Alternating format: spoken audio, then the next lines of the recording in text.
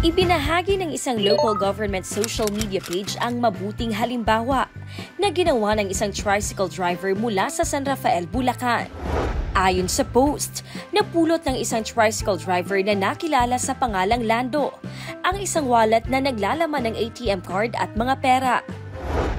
Napag-alaman na ang bagay na nawawala ay pag-aari ng isang nagngangalang Joshua Nerona.